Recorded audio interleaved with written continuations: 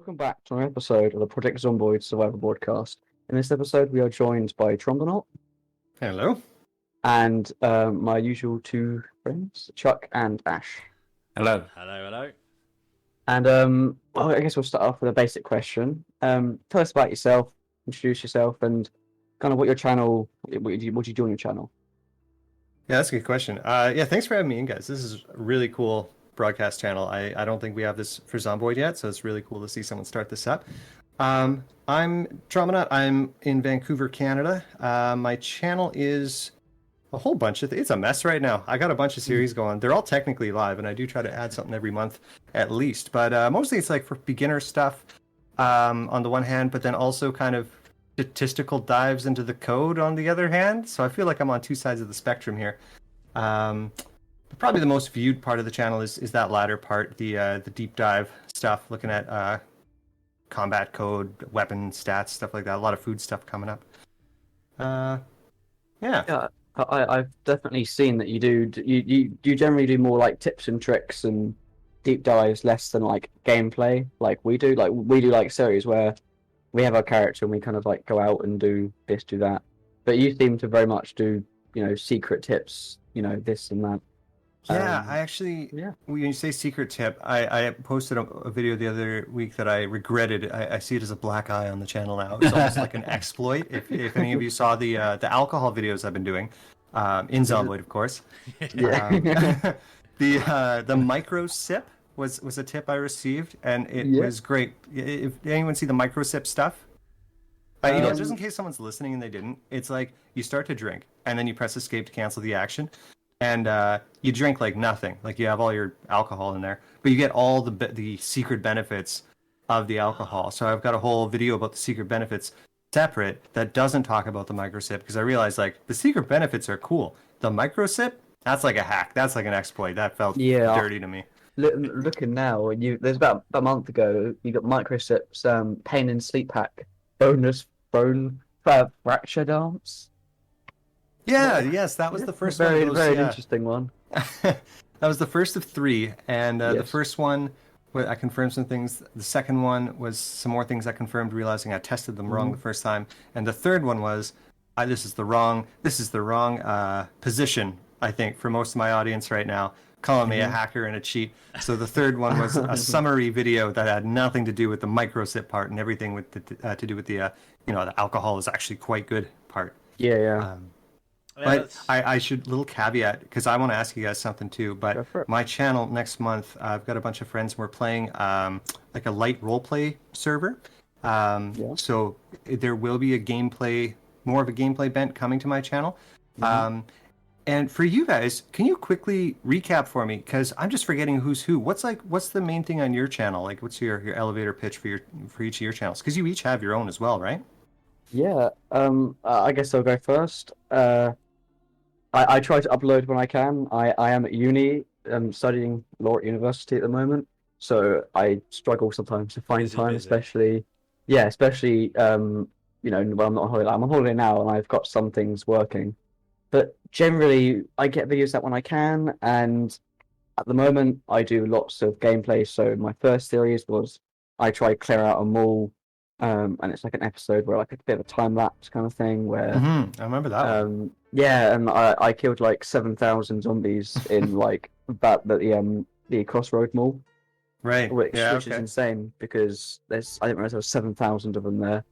And right now I'm doing a building series where I build up my base over winter to this big base, where I just show every single step of it. I show myself going out, I show myself coming back. I'm not fighting any zombies because I've wiped out a large amount of them around me. That's my kind of style. I just clear a massive area and then just do whatever I want in that area.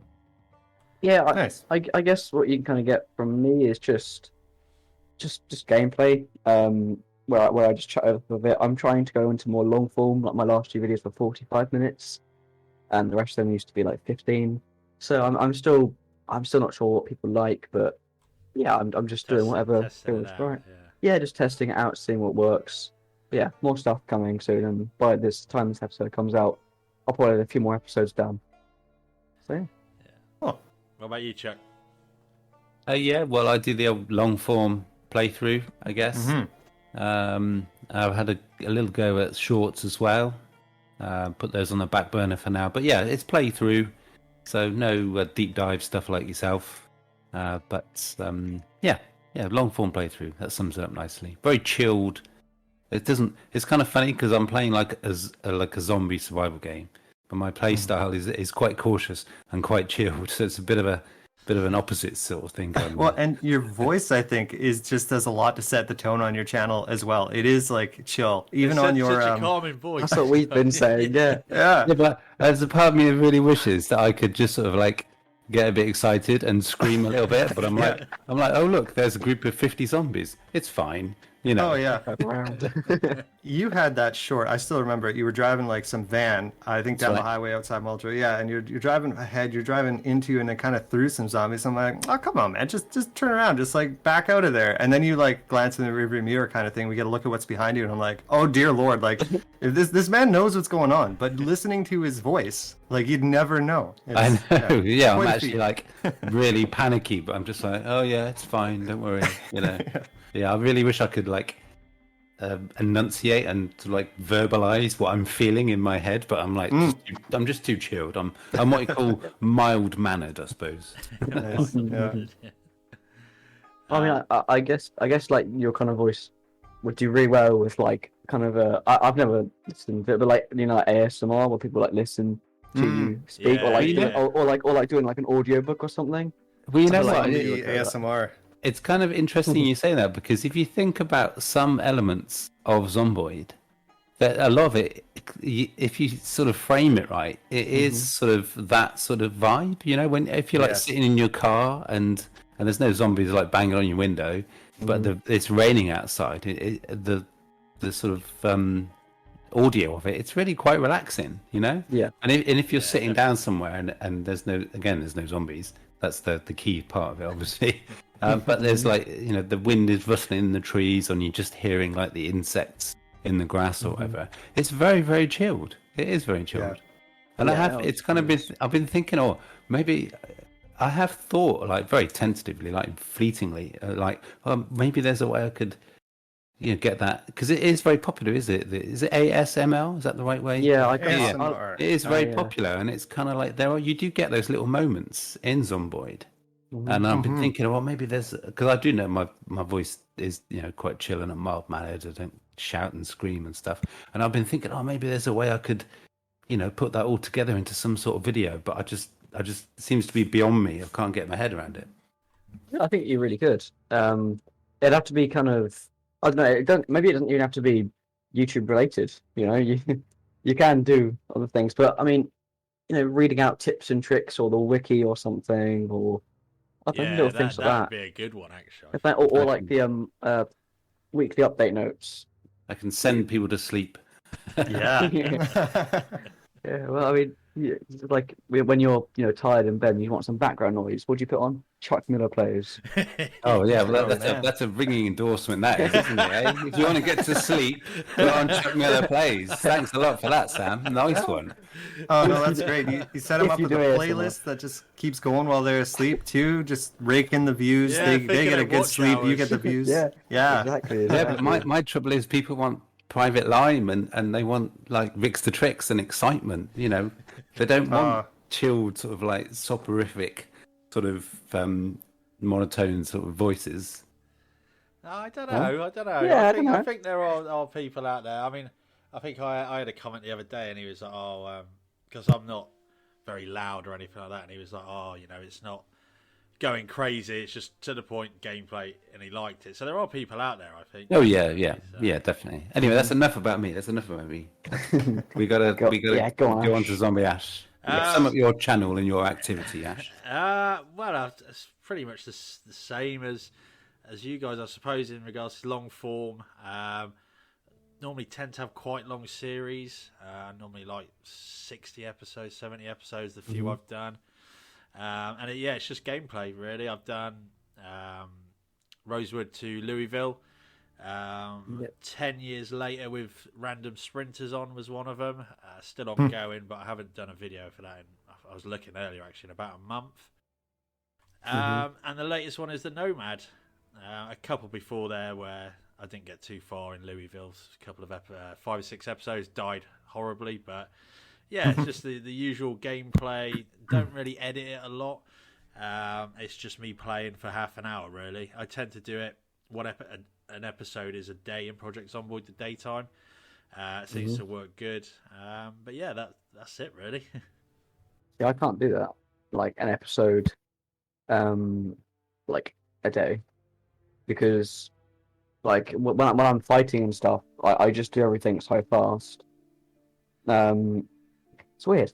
Like a day for me in my Zomboid thing is like 15, 20 minutes. I think your videos are longer than that, aren't they? Yeah, no, I mean, it always depends what time I go to sleep in the game.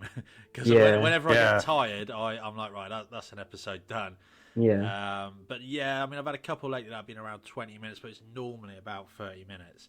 I do normally take Wakeful, though. That helps. Yeah. Whereas this latest one I'm doing, the Nomad, I didn't actually take it, and I can see that I can feel the difference. I've never taken Wakeful. Yeah, I definitely want to take it on my next playthrough. Definitely. Yeah, it does. I take it all the time, and then the most recent one I didn't take it, and I can tell.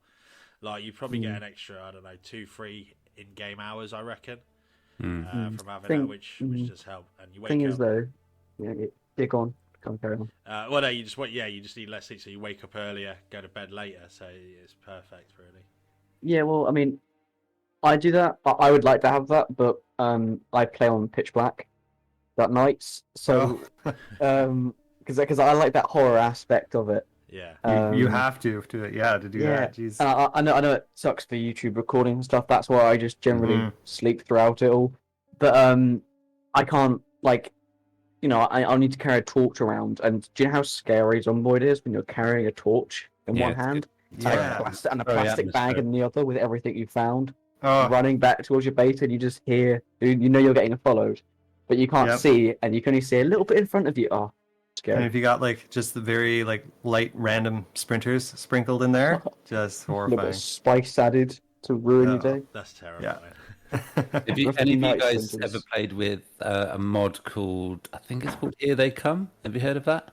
That's the kind of the mob attack in the night. Yeah. Mod, right? I've heard of that one. Yeah. That's a good one. Yeah. It's a really good mod to have, definitely, because you can tailor the sort of number of zombies that come per wave.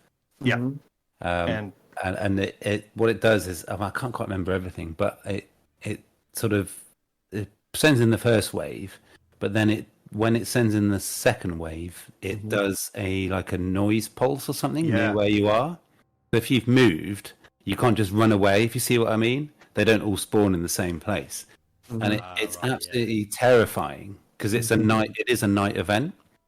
Yeah, and the mod has done a really good job because they put in some really atmospheric sound effects of the zombies, and it is absolutely terrifying. It really is. I want to just for anyone listening right now, because I see this on my shorts that get a wider audience. Not really necessarily they either haven't played Zomboid yet or they played it a bit and put it down. Number one complaint is stuff to do with once you get your base secure, just like you're talking with your build series there, Sam. Once you get your base secure, you really can just chill. And so this mod breaks that completely. Where you will get hunted in the night. You can set that hunt to happen any time of the day if you like, but the default setting is at night. Those waves of zombies will spawn at you. So they have found your base, and thanks to those noise pulses that you can also customize, but there's no hiding from them by default. They know exactly where you are. So you set the frequency to whatever you like. It kind of randomizes it a little bit. But it's a huge complaint I see is you can win the game in a week, some people say, because as soon as you're out of town, you got your base game over. It's my point. It becomes easy. Yeah, it does. So this is, if you're zoning out on you dear listener, if you're zoning out on a play right now and you're thinking of going on to another run, or putting the game down, heaven forbid, try out this mod. Here They Come, because it's awesome. It's I've got it on my playthrough, but I had to disable it because I got all the options wrong. So I misread. It was a real shame because I had it just once on my playthrough. I think it's episode 14. So it was quite early in the playthrough, but I misread or misinterpreted the options. So I thought I was doing like 5 waves of 5 zombies, Oh no. and it Oh. scales up. But somehow I'd done it so it was like 5 waves of 25 zombies. Yeah.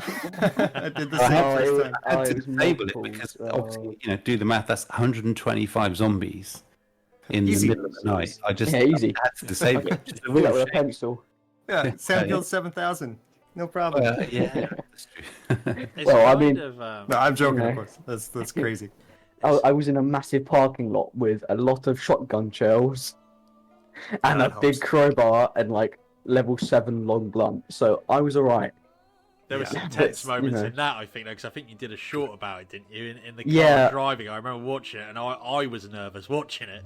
I drove, so I because there's the mall, and then to the left of it there's the cinema. Cinema's jam packed and around it, so I cleared out the entire parking lot because basically I don't want to rush into the mall and then have to like get pushed back out the mall and then get met by like 150,000 zombies outside the mall as well. So I cleared out the entirety of the outside of the entire parking lot, which is massive, and then I cleared the mall out. But like obviously the mall, the parking lot is massive, and the amount of times I drove my car into like, there must have been at least 200-300 like surrounding my car, and I Mhm. nearly got myself stuck in that massive and Yeah. scary stuff. I mean, it was awful because I realised halfway through what I'd got myself into because I was like, hang on a minute, if I go forward I go into about 50, if I go left I go into about 50, and if I go right I go into about 20. So I just like slammed like D and just squeezed my way in between all of them. Nice. Thankfully I survived because that would have been the end of it. Yeah, so many times I've gone into hordes, and I used to take Sunday Driver all the time. No. Oh no. No, probably the Why would first you do that? You the crazy first fool. 500 hours of me playing Project Zomboid were with Sunday Driver. Mm. It's ridiculous, like, and it's such a bad trait. Like, it really is. Like, it gets you killed And- so much. And you get nothing for it. No. But it makes driving like so one much more point. dangerous. Yeah, I think Yeah. I originally took it so I didn't crash. Yes. because my driving is pretty terrible anyway. Yeah. But it dying from getting stuck in hordes or getting stuck even on like a bit of shrubbery from not being able to Yeah. get. The amount you die a lot more to that than Well, crashing your car. I think Oh, I yeah. think the game has it. It's not something for you to look into Trombonaught because it's kind of your style of video. But I think if you reverse with more reds, which has more backwards power. Yeah. So like Yeah. whenever you're stuck in a hole, always reverse. Don't go forward Yes. because you reverse backwards faster. You have more revs and more power going back. Right. Is that And yes? going back is definitely, and then this is not something that I've tested, but something that I just have a feel for, and this could completely be my own internal bias, but I think if you are pulling out but also turning to one side or the other, I think Yeah. that's even better. Yes, That could just yes, be thinking because about yeah, it. Yeah, we all I- feel that. I think I've noticed that. Yeah, I always tend to turn. But maybe it's a good thing for like another beginner tip, anyone listening to this. But like, yeah, when you first start driving in Zomboid, you know what? Take that Sunday driver one time and learn to drive, and then you'll die because you're a beginner and there's zombies in the game. The zombie will kill you. But then once you are driving without that trait, you'll probably kill yourself behind the wheel a few times. But once you get a handle for it, like take Speed Demon every time because that Yeah. will save your Honestly, life time and honestly, again. Honestly. Here we But go. you can, Handbrake you round can- corners before you know it. You Yeah. can choose to pan the camera though, can't you? In the options. Yes. You can, yeah. Yeah. I mean, I never use it. Maybe I should, but It gives me a little bit of. I don't get motion sick for anything except that camera pan. No idea why, but it You know, is. actually, I've gotta everyone else I agree know with you. uses it. I tried it Yeah. once and I didn't use it again. yeah, I didn't like it either. It's funny, isn't it? Because it should work really well, right? You get Yeah. a bit more I time think to it's because react. you're moving so fast. Yeah. And your brain, it's like sometimes when I'm driving a car in Zomboid, I have to like my brain kind of I can't process like it as quickly. It's weird. It's weird. I don't know how to describe it. Well, 'Cause sometimes I'm it's fine with it every other game going it's the fast. direction you're going. Yeah, it's the Yeah. direction. If you're like going bottom left, say, so Yeah. you're like driving towards yourself, if you like. If you're going sort of, if you've got to turn right, you've got to press like left, haven't you? If you see what I mean. Yeah, And yeah, it's like yeah. opposite, and it's just sometimes if you're a bit tired, Yeah, or it something, catches you out you- sometimes, definitely. Yeah, you just end up pressing the wrong one, and you just go the wrong way. But obviously, a massive thing for driving is when they changed the roads to actually have a curve rather than just Oh, a Yes. complete right yeah. angle. Yeah. Oh Hey, man. when I was driving, the amount of times I would be driving out of Maldra, and I'd go past the warehouse, and then it's just road, so you naturally speed up, and then it just gets to and before it used to just obviously just go to a complete right angle, and I would just the amount of times I would crash there, it was just Oh yeah. Yeah. Is that something that you would like want to like change them from like redo those sharp corners in the game? It's now. I mean, I can't remember if that particular corner is, but they've think they're they've curved them all now, haven't Most, they? I think They're there is much a better. couple that are. There's definitely one because I saw it last month or something on the Nomad, but a lot of them have been curved, which is nice. But thanks to those the random traffic accidents, the wrecks and stuff, it's not the sharp turns that'll kill you anymore. It's the Yeah. ambulance sitting in the middle of the Yes, street. it's the wrecks. They Yeah. get me every time. Every time. Yeah. And I swerve and then hit a tree. Yeah, Down a yes. little back road. Yeah. Well, of course. Yeah. Also, if you drive up and down the road, obviously that noise attracts all the zombies. Yep. Yeah. If you're coming back, they're all in the road. Yeah. because that's Yeah. where the noise. And I tend to find I'll see them in the road. I'll try to go around them, then I'll crash in a tree as well. It's a lot more Yeah. safer to just go through them, Yeah. I think. Yeah. So yeah, I do- quickly looked in the I quickly looked in the Project Zomboid like interactive map, and a lot of the roads do seem to be curved now. Thankfully, Yeah, a that's lot of good. them do. I followed like the main road from Muldraw to Louisville, and that's all curved. Because that's the killer. Because I always Talking thought I about always these old roads. Muldraw. Would how long? Guys, I'm just thinking like to the time before cars, but before I make any comments, any fond recollections of those times. How long you guys been playing? You remember what year you jumped into the game? Well, I was just a complete coincidence, but when I started playing, they literally the most recent I was like a week after the most recent update, and that update was cars. Oh, nice! Wow, So I lucky think it you. was about build 38, I think it was, but it was just complete Yeah. coincidence. That just happened to be when I started playing. But I know what you're getting at. I just couldn't imagine playing this game on foot because the map, even before Louisville, was huge, really, and just trying to get from one town to another would have been almost impossible, really, on foot. You didn't really do it. Yeah, Mm. like You just respawn again in a different town, I suppose. Yeah. pretty much. I actually come back to the first thing you guys asked me, because who am I and why to start the channel or what's my channel about and all that. Like I've been playing the game since 2016, so a while before cars. I don't remember the build You're a number, veteran. but You're a veteran. I feel like I'm like a second generation veteran. Yeah, there's some people they're talking about Kate and Bob. I never met original Oh yeah, Kate and yeah. Bob there. I had Yeah. the honor of meeting Kate and Oh, you did? yeah. Okay, there's our veteran, everyone. Many Yeah. years ago. Although not many hours played, I have to admit. But I had the game way back when, before it was even on Steam. And the zombies looked like aliens. Yeah, it was. Yeah. Yeah, it was someone else back then. it was different. But yeah, I mean,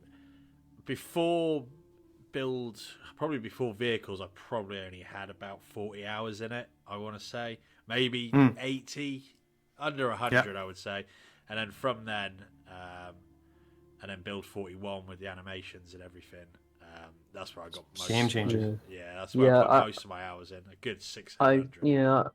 I feel like before build 41, it was. I mean, I played before build 41. I can't remember exactly when I got into it, but I think it was before cars. I remember not having any cars, but it was a game where I literally didn't play much. I cannot remember. I should remember, but I forgot what I was going to say. Brilliant. No Brilliant. worries. Of course. But- Of course. So, did you Always. say you're in Otherwise- uni right now? I am at uni. Yes.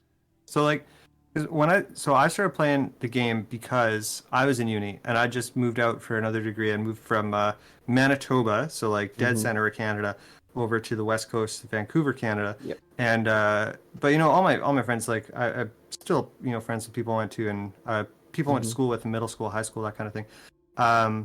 And to kind of bridge the distance, we played games, but we played a lot of like faster paced like FPS stuff. And I wanted something more chill, and I wanted something with zombies. Always been a zombies guy. So I bought a 4-pack of this game, and we tried it out, and I was hooked. But the thing is, we've talked about the atmosphere, even without Chuck's voice. The game pulls its weight there. And the atmosphere really was like the only thing drawing us into the game, because you'd spawn into a town, you'd find everyone, like get the gang together, and you'd get a house, and like your entire game would be spent in like 4 city blocks, because if you wanted to go any further than that, like you have to just walk and base as you go. And it just didn't feel right, because then we'd be teleporting people over to the next base and stuff if they logged in next time, and if they missed a session or something.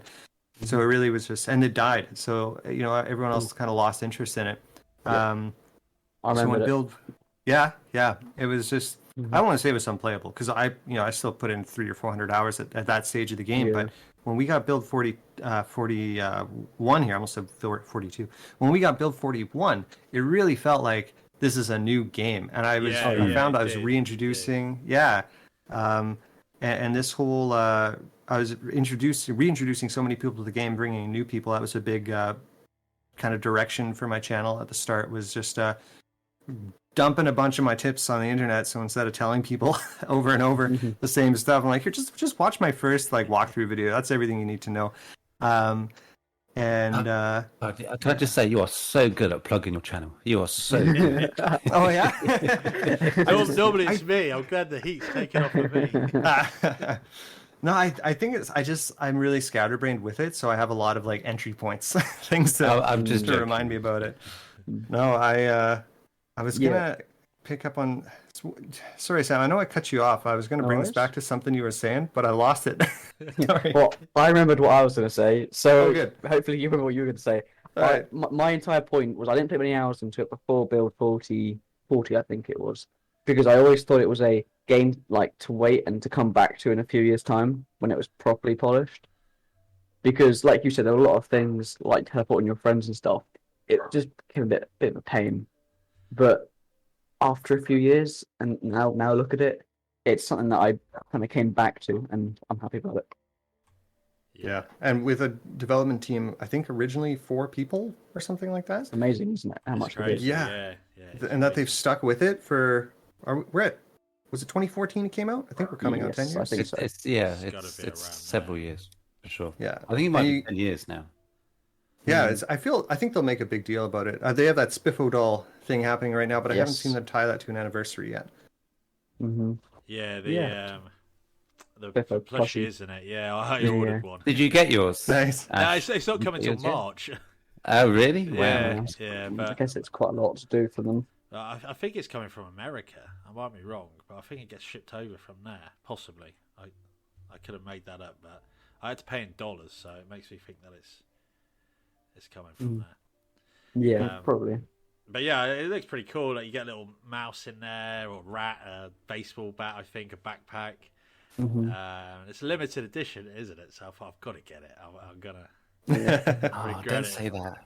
I'm gonna regret it now. I was like, it does look really nice, but then I'm like, this is going to be controversial. I'm going to be dissing you guys a little bit, but I really wanted to get it because I'm a massive Zomboid fan. But then I thought, well, it's a soft toy, and I'm an adult, but it's so I'm like, it just felt a bit weird. Well, yeah. Well, now you say those words out loud. Limited edition. I'm like, shit. I really got to get it. Look at. That's really the only reason I got it. Like I don't buy like plushies or anything like that. But I was like, it's limited edition. I have. Yeah. Well, and now I want to like get on the website like literally right now. I think it's ended. I think it's regardless. ended, Well, I can say this maybe with impunity then if it has ended, because I feel bad saying it, but I didn't order one either, and it's for a different reason. Maybe equally controversial, maybe more, I don't know. But I saw that Spiffo doll, and I love the game, but I saw that doll, and I was like, that's not my Spiffo doll. Like, I wanted what we see now in the game with the 3D model. I wanted the big-bellied, kind of hug 'em, squeeze 'em bear. It's a bit too cute, huh? It's too cute. Maybe that's what it is. Throw some zombie blood on there while we're at it. Like, well, it doesn't have the attitude. Does it? Yeah. It doesn't have the attitude, Yeah, maybe. it is too cute, then. That's a good way to put it. It definitely has like the 1,000-yard stare. Like, you see it just going to have a look at it. you know. It's like refund. Well, all I can say is that as a fool and their money are soon parted. No, they're How many definitely do? Very it's true. contemporary. Very true. I It feel might be collectible. You can laugh at me in 5 years when you sell it for Yeah. twice the price. Oh yeah, Mm. I'm sure I'll that'll be one. something like I'll that'll be come one to paying pass. for it and buying it. Mm. I'll be like buying it on eBay in like 2 years for like 3 times the price, but I won't tell anybody. You know. No. Keep it on the down low. Thinking about it, Yeah. I should have bought a few of them, shouldn't I? Really? Giveaways. Yeah, you could've- you could've- giveaways. What, so you Giveaways, that'd have been good. Yeah. You could have been a scalper. Oh man, I was gonna say yeah, Smithful scalper here. Jeez. Buy the entire stock, please. No reason. Don't need YouTube ad revenue when I'm selling Spiffos out the back of my car. Yeah. Right. So I mean, I guess we'll move on because we've been talking about Yeah, we're in. this for the last half hour. What is some of your like favorite series for record that you've done? What's some I've of your got a favorite least videos? favorite. Definitely, I got a least favorite series, and I think it's the same as my favorite series. Okay. But that deep dive series we're talking about, I hate it. I love it and I hate it. Like the every video in that series, at least nearly every video, took me like more than a week, 2 weeks or something, because Yeah. there's like there's the research on like testing stuff out in game. Then I've been trying to go into the code and confirm that there, and then I come back and I test it. There's things where I'd be like, obviously there's you make the script, you do the production of the whole thing, and then somewhere in there, often in production, I'll find some little detail, or I'll notice something in a debugger or a number somewhere as I'm looking over the recording, assembling it. And I'm like, wait a sec, that doesn't make sense. And then I have to go back and like crush it, just scrap it all. And oh my god, it is stressful. But it's cool because like when I was first getting into the game, there's a lot of topics now that are covered by Retinaru, who I think his channel is only a year old, not more than 2 years, I think.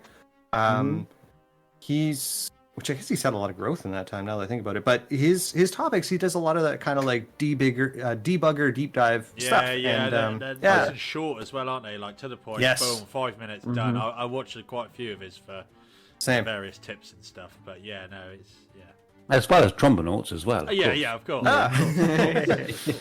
well, like he's that's the kind of stuff like that I was looking for. And so now that like maybe I misanswered the first question when I said why did I think I said what the channel's about. I didn't say why did I start it, I guess, but I started the channel because I wanted to practice like some YouTube stuff basically because Zomboid is really cool as an indie game because it is, like we said, it's made by a small team. They've stuck at it for years. They made something awesome. They had a really tough go in the first or second year when they had that break-in. They lost all the base code. They had 2 laptops stolen, and they just persevered and made this whole thing. So I'm kind of taking some time off of work to just do some game dev study stuff, teach myself programming over the last year, stuff like that.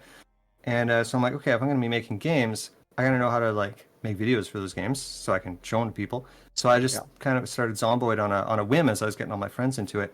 And so the deep dive content is kind of the content that when I want to watch stuff for Zomboid, it's usually the stuff that I look for. And when I can't find it, then I'll make a video about it. Or actually, obviously Reddit too has a lot of the same answers that Retinaru where I discuss. And there's awesome, like, people on Reddit will come at me all the time with tips, be like, hey, like, did you know this? Can you test this? Can you make a video about this? But there is, I'm trying to remember of a name. It's a guy, he does these little, like, code blogs for Zomboid. Synonymous Ed or something like that? Is this name ring any bells with you guys? I don't think he has a I channel. think I've heard of him. No. Yeah, I'll have to search him up later. Nothing synonymous, Ed. Yeah, I might be... nothing on here. I should have looked them up in advance. I will. I'll have to find him, and maybe you guys can plug him in the description for me or something. Because I feel bad. He's got so much amazing, detailed, code-based analysis of Zomboid topics, and that's the kind of thing I want to watch on YouTube. So that's kind of a big drive behind that series that I love and hate. Yeah, of course. But if you send us the link, we'll put it in the description. Check him out, everyone, if you're into that kind of stuff. But No, I was going to say, I'm not just saying this because you agreed to come on our podcast thing. I do admire the amount of work. It needs applauding. I do applaud the amount of work that you put into that type of video. Yeah, absolutely. Oh, thanks, man. It does take so much time to do. And it's kind of like, sometimes I'm like, oh, I wish I part of me wants to do that sort of video as well. Mm-hmm. I just don't have the time, or maybe even the patience to do it as well. Oh So my God. good for you I- for putting in the hours and coming up with that stuff, because we all. This is just maybe I'm getting carried away. I'm getting too fanboy now, but we do appreciate not just you, but for all YouTubers that do that style of thing. Because Zomboid, there is a lot of mysteries with it. There is a lot of hidden mechanics, if you like, and it does take a long time to sort of work them out and dig them up and sort of present them to everybody. And it's nice for people like us to good be able for to find stuff like that. Yeah. Like that. I'm looking at your deep dive series now, and I have watched several of these because but the thing with Zomboid, it doesn't matter how many hours you put in or how many updates you've played through. There's so much depth there, and things change as well. You can't know everything. So having this sort of video, having these sort of uploads to sort of access and look at is really useful. So don't give up with the old deep dives. I know. I can understand why you might, because they take an absolute shed load of time to do. But I think they're really good. So good for you. Thank you. Someone mentioned patience in there, and I think maybe that was you, Chuck. If you look at any of those weapon videos that like show all the little weapon graphics on the screen and stuff, you guys know if you've tried to do any overlays and stuff, like, oh my God, I don't know if I'm just using the wrong program for all this, but the little finicky, getting everything in the right place and getting the math to make sure it's centered and all that just kills me, which is why I think my favorite series, so that's my favorite love-hate series, that deep dive stuff, but the Wilfredo stuff, which is my walkthrough series, and I've been neglectful of him again last few weeks, but that one's beautiful because that's basically a gameplay video. I just get to press play, or press record, talk for X minutes, turn it off, cut it up, put some overlays so people can see what I'm talking about. But I love that. That's my like my reprieve, my like my what's the word? My respite from the slodge of the deep dives. Yeah. Most of that makes sense because we all. Sorry to keep dominating a bit too much. That makes sense because we all probably started in one way or another. We probably all started our YouTube channels because we liked playing this game. Yeah. So bottom line is that's where you're going to have the most fun, isn't it? Just doing those sort of that playthrough, gameplay focused sort of video is probably going to be the most fun to do. Maybe because it's the most simple as well, maybe. But that makes sense, doesn't it? I'm going to ask you guys. I'm going to take us nearing a coming opportunity to plug my new series, but do you guys do much live streaming talking about all the gameplay? Do you actually? I haven't done any about getting into it over. I want to get into it, but got to grow a bit more. I think first. I don't know. I mean, I was thinking about just clicking go live button and just. I have tested it out a couple of times, so my subscribers may have got a notification. I haven't done anything. I'm just making sure I know how it works on YouTube. I mean, I've streamed. So you know how Discord has like this, the share quality. Yeah. Because it's it's funny because sometimes I stream to my YouTube channel, but put it on unlisted and share the link to my friends, and I just share my gameplay through my YouTube channel. Because no one else can see it, but it's better than like the Discord. For some reason, my broadcasting on Discord is awful. But I just chuck it on YouTube, chuck it on unlisted, so no one sees it apart from the guy I send the link to. But I'm thinking about properly starting to stream because I can do 2-hour-long streams up, and then they're 2-hour-long videos, and I have to really edit all of them. And I'm thinking about doing that. Editing is a real pain. Editing is what takes, as you sort of touched on it, Trombonaught, really, with your deep dive stuff. Editing is that's what takes the time. Yeah, definitely. I try and do as little dreams as are attractive. Yeah, it's definitely a thing too. The more I do it, or as I've gone through the process of learning to do it, I guess, finding reproducible shortcuts, things that serve a function that is a function you'll need a lot of the time that you can do again and again. So like if you think about if I want to show someone in the walkthrough series, I want to take them to my inventory just so they can better see what I'm doing. I got two options. I can pan the camera, kind of like pan the focus over there, or I can just do a quick zoom with like a radial wipe into that corner and just kind of cut into the zoom, and that's just so much easier. So I do a lot of that on the walkthrough series. But I was just gonna say with the streaming thing, the cool thing about that and the cool thing about this, what we're doing now, is you get to talk to people about Zomboid in live time with a community of people who are just as interested in the game as you are. That's and for kind me, of what I like, the idea of Yeah. being able to interact with them live. I think that's quite good. Yeah. so I did it for the first time last week. Actually, I just had my wisdom teeth out. You saw that? Yeah, I joined. Oh yeah, for nice. it. I joined Cool. for it. Yeah, so I was on these T3s, like the codeine pain medication, and in a bit of a state. But I was like, I didn't have anything to do. I couldn't work with that going on, and I couldn't sleep either. So I was like, well, I've set everything up for live streaming. Why don't I just do it? And then I did, and it was actually really fun, even in my half stupor state. And people were really nice. The chat, it was very engaging, especially at the beginning. Being in PST time zone, I think I miss a lot of people. But another advantage of I wasn't at work at that time, so I was able to stream at a time more accessible to other people. But I'm gonna use that as my jumping point into my upcoming series. Ooh, look at you. Yeah. So I got this thing. I'm curious if you guys have ever tried something like this. I've got a server that we call Hope and Fort Liberty, and it's like a role play server. And we put some mods together, but actually I should ask, we got any D&D nerds, Dungeons and Dragons people in this room right now? Played it once, but I have no idea what's going I on. have played it for a few months, but I wouldn't say I've probably forgotten it all. I had my friend next to me going, yeah, that does that, and I'm like, just tell me what. Yeah. I'll just do it. I don't know much about it. Nice.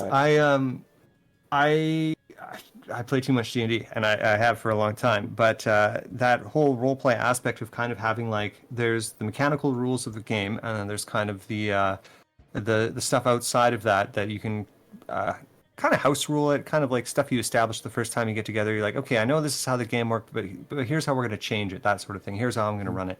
We're kind of doing that with Zomboid, where we've got some artificial conditions on a spreadsheet outside the game, and we've said we're all playing these characters. And Zomboid, you multiplayer, you die, you come back, you die, you come back, you die, you come back. That's the game. We got a little tired of that, so we tried to put a lot of emotional weight on the characters, flesh them out a bit, and research a cure using a special kind of character called the Researcher, who each player can only use once. So the tension is every time someone has lost their Researcher, which they can bring it in any time, but once that character dies, like we lose. The cure will never be discovered. That's very cool. Yeah, That's really good. and it's a lot of fun. We've been kind of like playing around with the concept, and we did a technical test the other day, a couple weeks ago now, just to see that it worked in live stream. And so January, I'm gonna do a proper video to catch everyone up to where we're at now, and then do a proper launch with a regular, probably weekly stream of that thing. That's very interesting. So it's called Hope and Fort Liberty. But I'm curious, have you guys ever played in like a multiplayer server that had played around with any sort of like an end game condition before? We're using this vaccine and cure research mod. You ever done anything like that?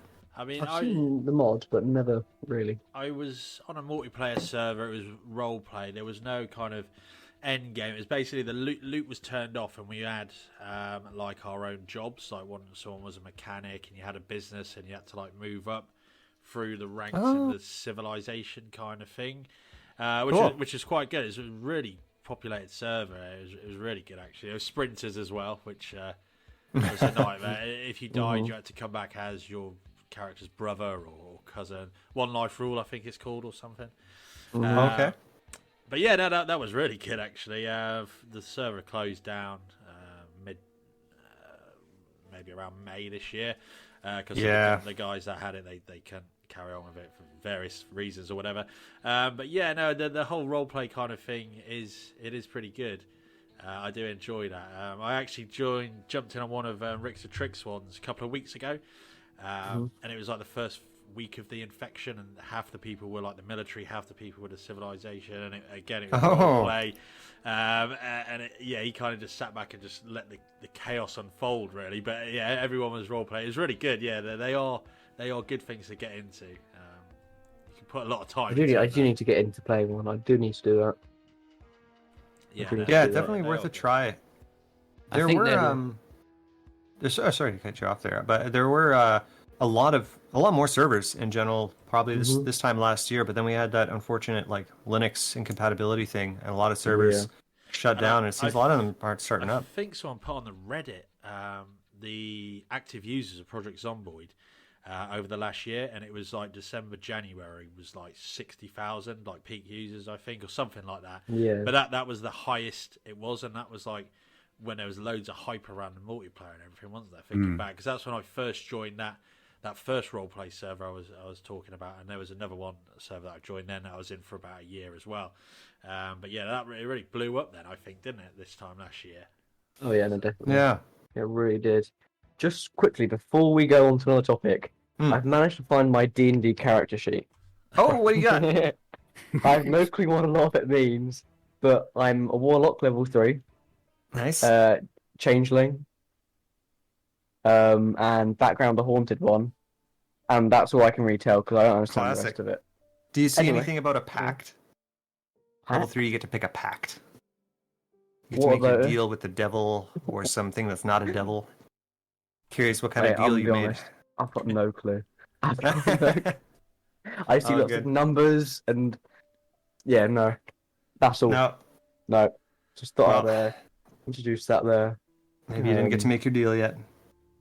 Well, I'm gonna play D&D after that one game. Didn't get far in the campaign though. But yeah. I mean, did anyone else have to say anything else to say on that point, or Well, I think the only thing I was going to say is I think thinking about like role play and multiplayer, I think there is quite a significant appetite from the player base to have some sort of story arc, some sort of, because it is open world. I mean, I think you touched on it near the start, Trombonaught, is you can get to the end, and a lot of people sort of just decide to just start again because you've got a base, you've got like 1,010,000 baseball bats or whatever it is. And there doesn't feel like much that there's the incentive to keep going is sort of dropped off a little bit. So I think with role play and multiplayer sort of stuff, that gives people that opportunity to have a real sort of story arc, a real sort of beginning, middle, and an end to the Zomboid experience. And that's like what sorry, just got distracted by my cat here. That's what kind of impresses me so much about this game is we're coming up to 10 years of Zomboid, and this is the game they've built. It's this open world sandbox. We know that role play, like, people want it, they want to see it, they want to play it, they want to try it. And the thing is, that's what the game's been built for. That's what they're designing here, is that NPC, that peak experience when the final stone clicks into place on this massive project they've put together. And it's just, I do admire that despite this very common critique of the game, that it's so open and just kind of empty at the end, they could have fixed that. They could have gamified that, years ago. And maybe that's what our mystery helicopter pilot was originally about, was just adding that kind of a bit of a story, a bit of something happening to you, an event in time. And we're going to have so much more of that when NPCs fall into place. And I'm just so glad that they didn't kind of cow to the pressure that they've been facing on the forums to kind of force in some temporary midpoint, endpoint content. And they've really held, and they're like, no, this is going to be a storytelling sandbox. Our NPCs are going to rock your world, and you're going to be brought into their world, and you're going to love it. Just got to wait. And they've been so good with just not what's the word? They're holding their course, and I respect that. Yes, they're not submitting to, we want this, we want that. They're saying, we're going to give you this, we're going to make it, we're going to take our time, make it polished, and you'll thank us when it's, exactly how we want it. And we know what we're doing because we've developed the game and you love the game. Yeah. And I mean, we all have faith in indie dev, I understand. They know what they're doing. They've made it this far. Yeah. And there are a few little things which, I guess we'll come on to build 42. Yeah. There are a few little things which I'm like brilliant, and a few things I'm like, I wonder how they're going to implement it, but I have faith in them to do it properly. Mhm. So I'll generally ask quickly, what are your kind of main thoughts on build 42? What are you excited for? What are you Oh my god. questioning? Like, so I think we mentioned like cars changed the game. Mhm. Build 41 animations, and then bringing that into multiplayer, that changed a lot of stuff. That changed, being able to have 3D objects in the world changes your base building and your base decorating. The animations changed the combat, and it really felt like polishing something that needed polishing, and it was done. And 41 plays very well. 42. Like, this just seems like a whole new game that we get for free just for having stuck with Zomboid. Like, I'm so excited. It's like, because I guess the main thing that they want us to focus, that they are focusing around, is the crafting and professions aspect. But that is kind of, that ties into everything.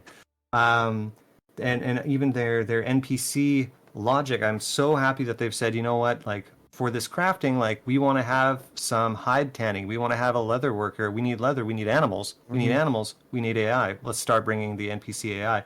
Yeah. That's obviously, it's gonna be great having other semi-sentient beings in the game, not just the zombies. It's gonna be great having all this like crafting stuff going on. That's gonna open up our items, but I think it's gonna open up a lot of changes to our combat and kind of the meta on Zomboid weaponry and armor as well, because like, there's going to be the crafting qualities. So I think all these weapons that we have now are going to be, they're going to receive new properties or changes that allow them to be made to different qualities and stuff like that. Yeah. And I'm just curious what else they'll slip in there. Like the archer, the bow stuff, that's going to have a whole new system for, taking that arrow and putting it into the zombie after you fire it. And I wonder if they're going to start to bring in some throwable weapons with that as well, with this projectile system. I just, my brain's on fire. What stands out to you guys? Like, what's your number one thing when you think Build 42? Well, first off, I just want to say, it's always the kind of thing where, EA and stuff, but Indie Stone are so good that NPCs, which is it's a massive, let's say it, DLC for the game. Yeah. But it's completely free. However, something like EA or Ubisoft, 20 quid, please. 20 quid. 20 quid, please. Yep. Easy. And I just want to say, you bought the game and you're getting the game, and that's what I love about these. Well, that's what I love about indie games. Yeah. Because the devs don't mess around. They might take a while to get there, but but when they get there, it's up to a quality, and their number one goal isn't always just to make money. Yeah. And because you get stuff like EA, they'll pump out an update. It's got millions of bugs, barely works. Look at Battlefield 2042 for an example. I've never seen indie devil and stuff doing that. And also I want to comment on the crafting systems, right? Because something we talked about in we got mixed feelings about this. Yeah. So I want maybe there's clarification on it, but I think I don't want with the crafting system, because you got like 1, 2, 3 stars, right? I don't want it to be you walk into one house and you pick up a level 2 crowbar. You walk into another house and it's level 3 crowbar. What I think it should be, or what I hope it is it's on your build. So let's say you build like a spiked baseball bat. If you find one of those out in the wild, it's like it's just a baseball bat with spikes in it. But if you craft it, depending on your crafting level, it increases like the star quality.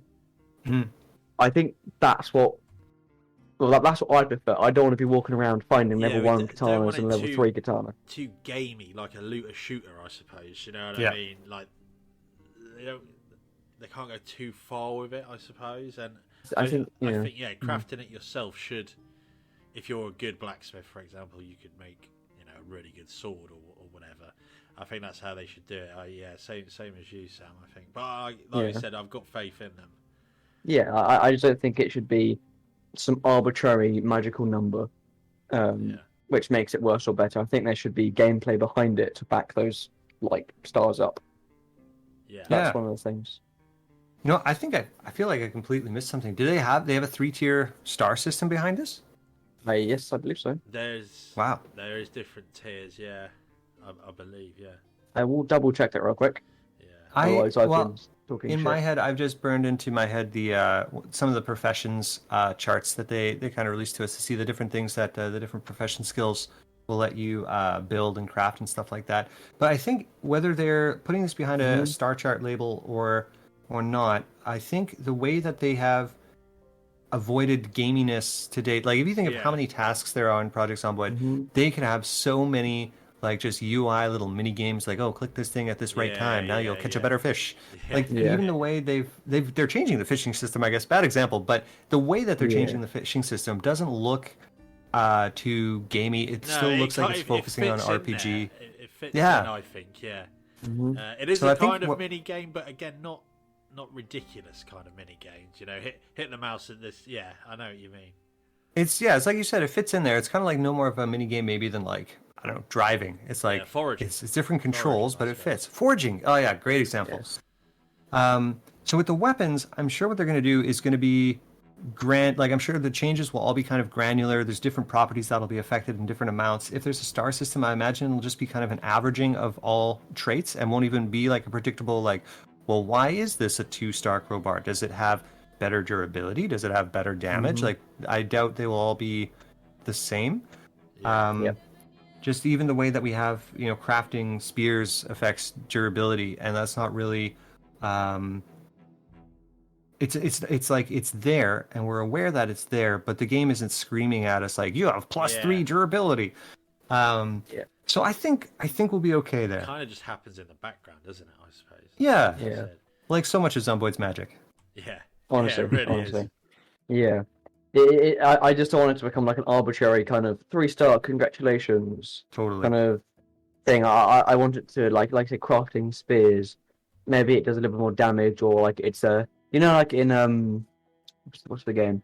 But like you can make like poorly crafted spear, like with crafting tables in the game. You can make, or like furniture, well crafted.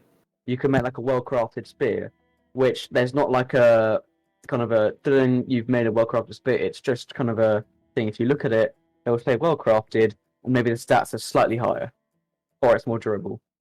Like I it's kind of hard to explain, but I don't like it to become so gamey. I like the immersion of feeling like I am the character, and I don't like having kind of massive like UIs in my face saying congratulations, you've made a level 2 sword or something. Yeah, I think if you go onto the Indie Stone forum right now and you just search that word immersion, I think you're going to get as many hits as you have like users of that forum. I think like that word is so central to Zomboid and the expectation of their audience.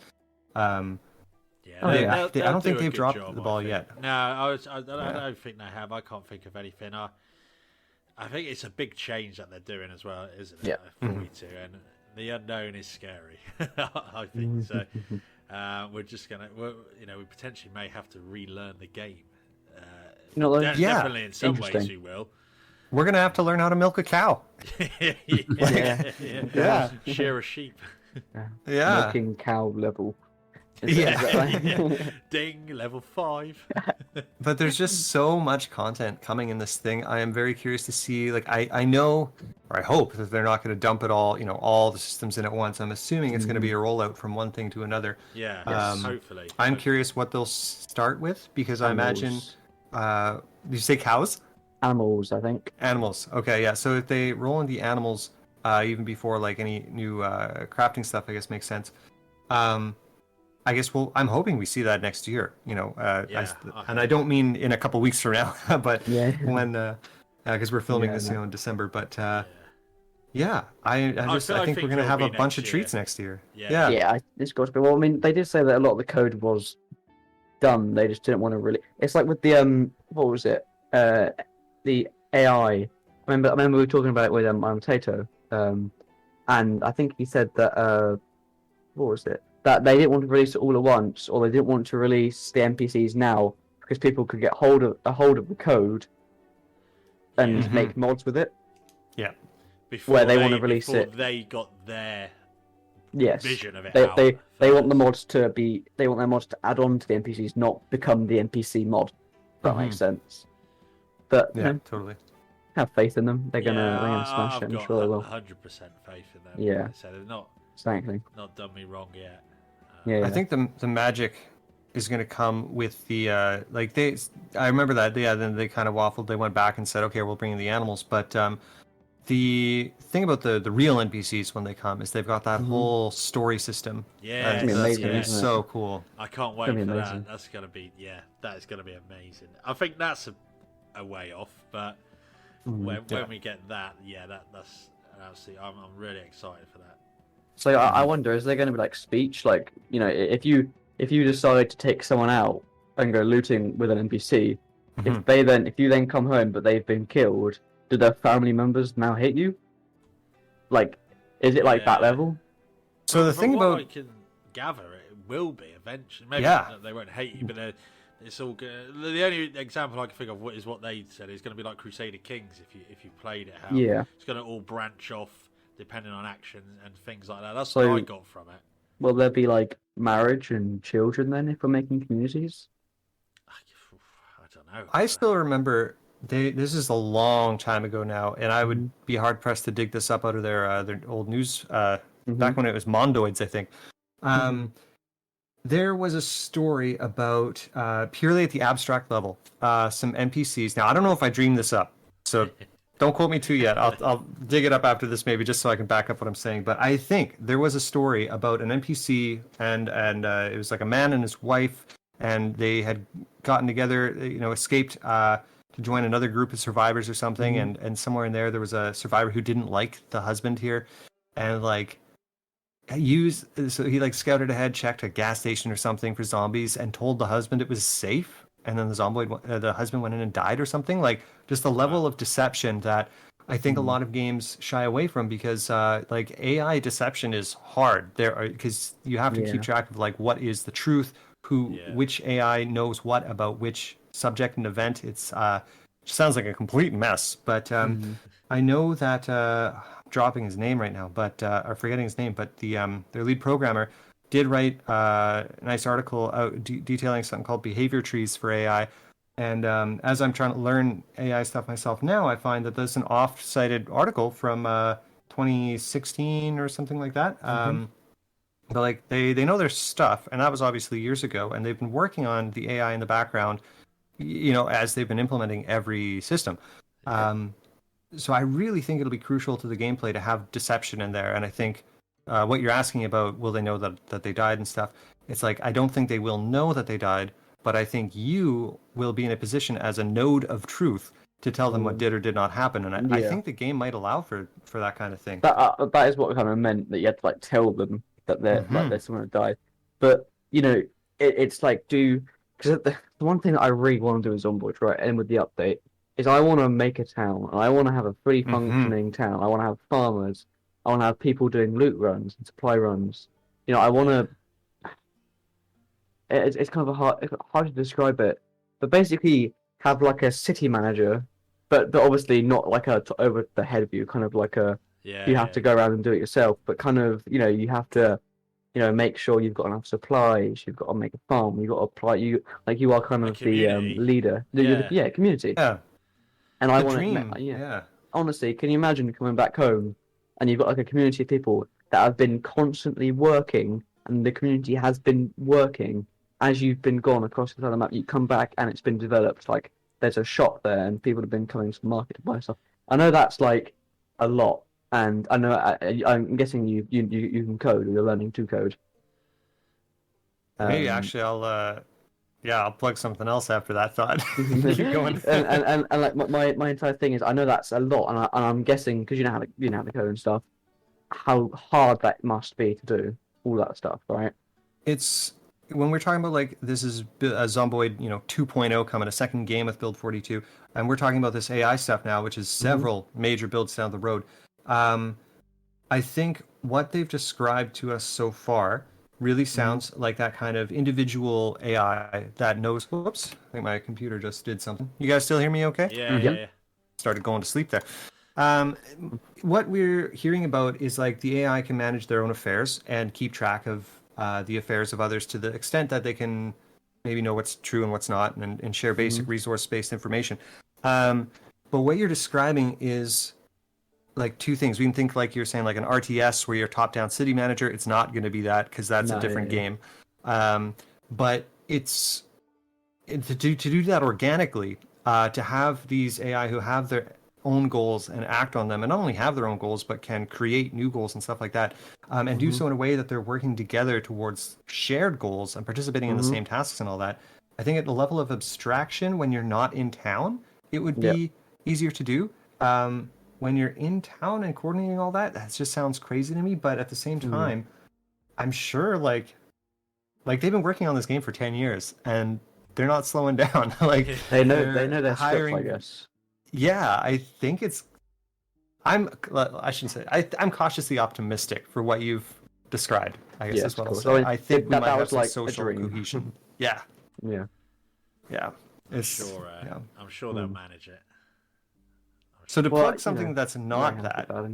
Yeah. Did you all have, like, maybe you had a Nokia phone and you had that game Snake on your phone? Yes. Or on your calculator? Yeah. So yeah, exactly. Great. So I've made like a Snake-like game as my first thing, and I'm actually just about to start on my channel and a few other places a little campaign to get some contribution to it. 3D top-down game. It's called Gaia Snake, and you do a lot of losing in the game, of course, much like Zomboid.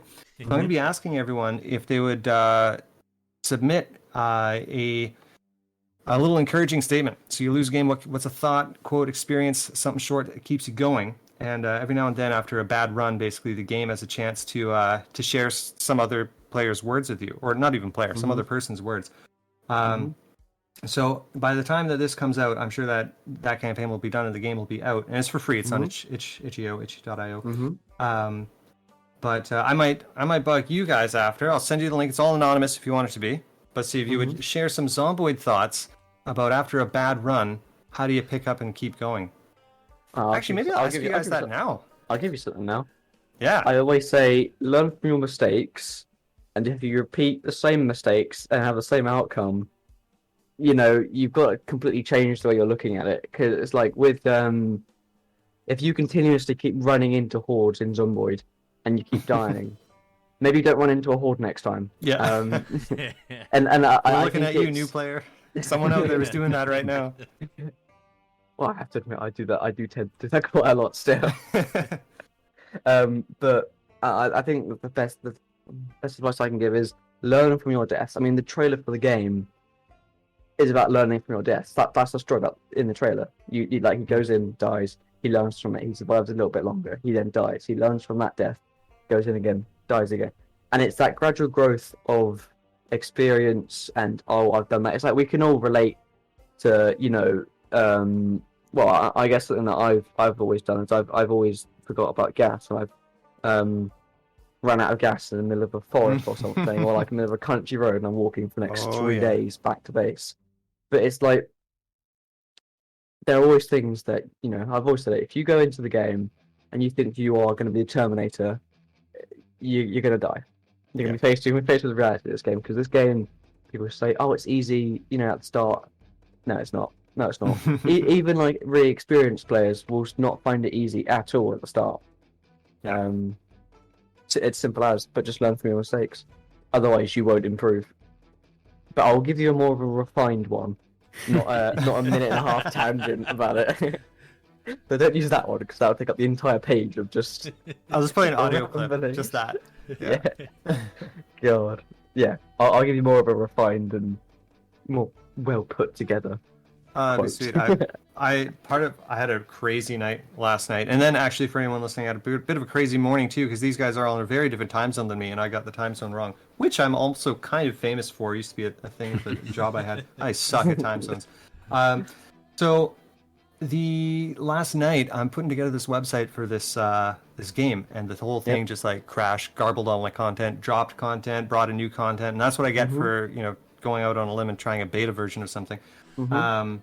But when I've got a new website up and repaired and ready for responses, I'll send that to you guys. But maybe Chuck or Ash, how do you guys pick up after a bad run, short or long? Well, I get. No, good. You go first, Ash. Go on. No, go on. I was gonna say to you, go I have a real problem playing this game. I get way too attached to my characters. Mm-hmm. I envy the people that can play it as like a sort of adrenaline rush. Let's really go for it. This is exciting, and then expect to die quickly, and then just dive back in and carry on again. I'm completely the opposite. I'm very cautious.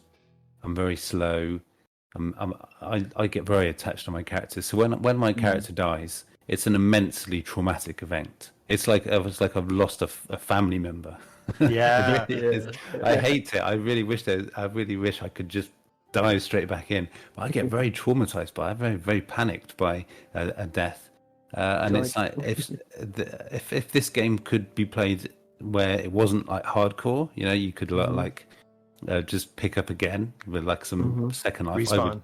I would respawn. I would totally do that.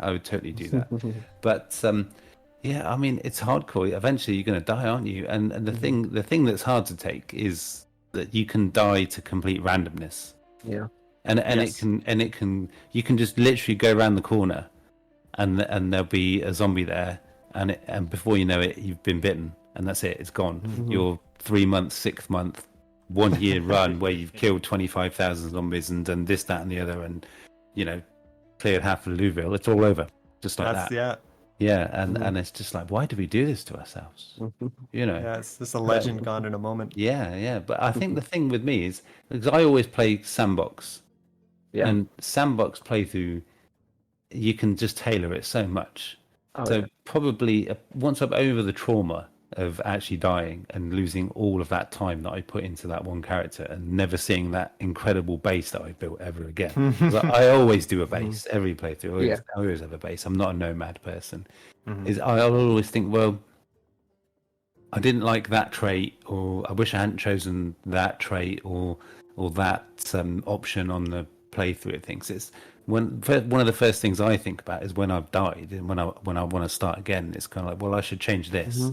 That wasn't a good choice. That wasn't a good choice. And that's the first thing I think through, really, to be honest. Yeah. You reminded me of something actually. Like recently, my partner and I, we've been trying to do a run where if either one of us die, we restart.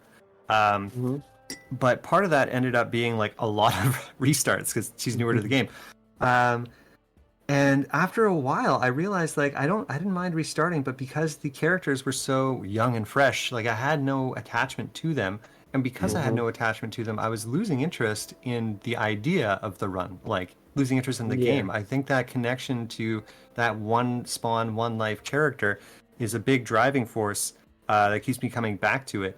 And yeah, with the respawn, I just felt that I lost that, and so it's like not only is it like traumatizing, but it's like, that's what I'm here for, baby. Like, bring it on. Yeah. No, I completely agree with you. The risk of going out knowing it's mainly the last time, that's what kind of, it kind of makes everything so important and vital. And yeah, I know, it's like I used to play Minecraft a lot when I was younger, and I never played me survival. Me too. I never played. Hardcore. I never played. Yeah, I always played hardcore. Because, Really? Yeah, always played hardcore. I didn't even know it had hardcore. Die once. Oh, done. man. Once it's everything lost. Yeah, but I did that because I want my action to have consequences. Yeah. That's the best way I can describe it. I want my actions to have consequences whenever so if I am stupid and I throw myself down into a ravine, that's my fault, and I'll learn not to do that next time. So I've always played on the hardest difficulty setting for every game I've ever played. Nice. Yeah, maybe I'm just strange like that, but it's adds challenge to it, and I don't want everything to just be a walk in the park. That's funny because Zomboid is the only game I play like that. I also play a bit of Diablo, and it's the hardcore Diablo. If anyone's played it, it's you don't want to die. Like that's more than I want to lose. But something about Zomboid, I don't know. It's a unique character for me, a unique thing. Well, I think the entire game is about simulating an apocalypse, and in real life, you ain't coming back. There you go. And that's it for me, really. That's my reasoning for why I do that. And it's like Minecraft. If you die, you're not coming back. You just jumped off a 60 block, building, and that's you're just being stupid at that point. But yeah. How about you, Ash? That's my response. I mean, for me, it's probably like Sam said, learn from your mistakes. But I think as well, every time I've lost a really good character that I've had for a while, I've almost had a bit of mourning time, grieving a little bit. Me too. For a couple of days. I can't go back to Project Zomboid for a couple of days after I've just lost that character. So, yeah, I guess, grieving for me. Do you like tuck up into bed and you watch you're right, you're right. Shed the odd tear. Well, it's the amount of time that you put in, isn't it? I think that's it. Yeah, it's the time. And the thought of the amount of time and work you'd have to put in to get to the same point again, you're like, oh, yeah. It just feels like a mountain to climb, and you're just like, I need a break. I mean, it's a bit like your deep dives, Trombonaught, isn't it? Yeah. Yes. And I think it hasn't happened yet, but I guess the direct parallel would be if I'm doing a deep dive on a topic and I find out the topic is completely and entirely bunk, and basically I've lost all that work, no one's going to learn anything from this. I think that hopefully I never have that. I think even then I'd probably pose it as like, hey, there's a rumor you've probably heard. I found out it's definitely just a rumor. Trust me, I tried to prove it and spent 2 weeks of my life on that. Can't do it. Yeah, honestly, oh god, that man, like, just losing stuff, because it's like, okay, right, my playthrough at the moment, I've put a good 150 hours into it, right? That's time. If my character dies, I've wasted that hour. I've wasted that. That's gone. Nothing to show for it. It's not wasted. Think of all the fun and enjoyment you had. It's the stress and all the things you learned along the way. I was going to say, I think we've also just kind of found, each of us, that the game and the challenge of the one life play is that you learn from death, we keep saying, but really what you're doing is you're learning to reflect on the actions you took in life. And so maybe that's truly what we get out of this. And maybe that's what we get out of the run. It's like, oh, look at everything I lost. It's like, you can leave it and lose it, but what you should do, and what the game is maybe trying to encourage you to do, is to look at that as a reward, is experience to reflect upon. That's so deep. I just feel like we should just stop talking right now and just that's it. Just cut. It feels natural. That's so good. That's so good. Well, I mean, have you got anything else to say quickly? Because we are quickly approaching the hour and a quarter mark. We are, aren't we? Yes. Anything else I to don't add? have Any questions? I've got one question. Go for it. To our esteemed guest star. Please explain the name of your channel. The whys. Yes, the whys. The whys and the hows. You can see the Trombonaught. Yeah. Your little picture is an astronaut playing a trombone. Please explain. Yeah, many hats in my time, and I was a bit of a band nerd in high school, playing trombone, playing a bunch of bands, community bands. I ended up going to uni for my first degree, and I played a little professionally, played casually. My favorite thing is just to play like in community groups. Everyone's just there for fun. But I ended up taking a very like mocking nickname, like endearing mocking nickname of Trombonaught from a friend. I don't even remember where it came from. A high school friend just started throwing that at me, and I needed a new name, either for Discord or for some gamer handle thing, and I just took that, and so I stuck with it because I was just like, you know what, I think on every gaming community I'm just Trombonaught, so maybe I'll just stick with that. And unfortunately, you're going to see on my Discord, on my YouTube channel, on my Steam, Trombonaught is spelled either A-U-T at the end or A-U-G-H-T, and that's because my past self has locked myself out of several Trombonaught accounts, and I have lost the recovery addresses and such, so I take what I can get. I was thinking our name's nautical Trombonaught. Oh my gosh, Trombonautical. Trombonautical. That's awesome. There's a collab there somewhere. Make it happen. Gotta keep that in mind. Trombonautical. Bloody hell. Yeah. So I do play trombone. All right. Yeah. I play guitar. Well. Oh, nice. Yes. Oh, that's our band name. Trombonautical. Yeah, that is. I've been very busy, but yeah. It's been. I haven't played it in a little bit, but I did love playing it. It's good. Still got them have. sat next to me. I've got them right next to me now. Oh, I know what you mean. I Uh, got 3 trombones in this room with me, and I haven't touched any of them in a couple I've months got, now. I've got 5 guitars. Oh my god, man! Yeah. No, I used to properly be into it. Properly. Yeah. Uni's gonna do that to you though. You'll get back to it I don't have enough time. one day. And, Yeah, I one know day, what you mean. and Of course. I'm, Maybe when I'm I'm looking at your older. channel. Sorry, I'm looking at your channel, Trombonaught, right now. The cat. What's the story? Oh, of the cat. so- What's that? He appears in like just a couple videos. You'll hear him in the background, or at least I heard him in the background. And that is Slevin. So Slevin, he's a 13-year-old little teddy bear guy, and I've took him on and adopted him 3 years ago. So he's just kind of my old, like, he's actually, I should tell you this actually. I'm sitting at my desk right now talking to you. Yep. I've got a chair beside me, and it is Slevin's chair. It's got his blanket on it. That's cute. And yeah, a lot of the time, if I'm making videos or gaming, whatever, he'll be right there beside me. I So have that's the to- story of I Slevin. have to ask, do you have a cat cam? Because if not, why not? A cat cam. Yes. Cat cam. Oh my. Oh, you Yeah. got me thinking now. Yeah. Okay. Just don't put the astronaut or fishbowl over his head. Totally. I've been thinking like for Yeah. it as wanting to get into streaming and not just for my series, but as just a Yeah. casual thing as well. So a little People want camera to on see your my cat. face. Yeah. Yeah. You are a and genius. There you go. animals are very popular on YouTube. Yeah. Very popular. Yeah. That's Yeah, why it I is start, nice. or I don't feed the cat. No, totally. Every Yeah. time he pops up, I'll have the camera. If I'm streaming, you know what? I'll do it. I'll set up a little stand so I can just pop it over there, no problem. And he comes up to sit with me while I play. I will put him on camera. We'll get a cat cam You got going to. for Slevin. You got to. And I think it's gonna. I'm the most popular Zomboid live stream. Easy after that, right? 'Cause Oh, people yeah, don't want absolutely. Zomboid. They want cats and Zomboid. Put an about animal in, cat you can't plays? go wrong. Cat plays Project Zomboid. Oh my god. Do it as you're the cat. Totally. Oh man. Really up close picture of the cat playing the game. We are Yeah. onto With a something here, keyboard gentlemen. under him. I know. God, okay, funny. God. All right. Well, there's now the this story. is worth it just for that. Yeah. There's the story.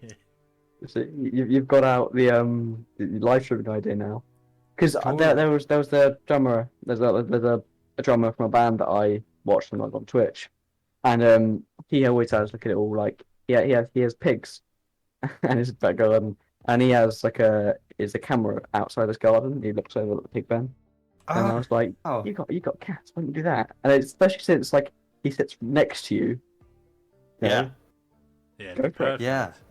go for it. That's cool. Even just have the image of the pigs in my head. I'll remember that. Write this stuff down. Yeah. All right then. Well, I think we'll wrap it up there. Thank you Yeah, all for, thanks for having me, guys. watching Yeah, or thanks for coming along. yeah, coming listening. Yeah, it's been great having you. Welcome back anytime, obviously. I'm gonna wrap it up here now because I feel like we could literally talk forever about this. Yes. We could keep on going. I mean, we spent half an hour talking about the first point that we were going to talk about. As always. On. As Yeah, always. yeah. As always, Never as enough always. hours in the day. No, never enough. I would love to talk more, but it's getting a bit late now. But yeah, thank you all. Well, thanks for coming on. Yeah, Yeah, we'll it's- keep in touch. it's We'll a see lot you of guys fun. again. It Yes, was really keep us good. updated. Yeah. Send any links you need to us, and we'll chuck it in the Yes. description because Oh, you know. Pseudonymous mystery. I will find him. Yes. Yeah. Yes, yes. All right. Well, thank you all for watching or listening. See you next time, and hope you had a good Christmas. Bye. Cheers. Bye. Cheers. Bye bye, everybody.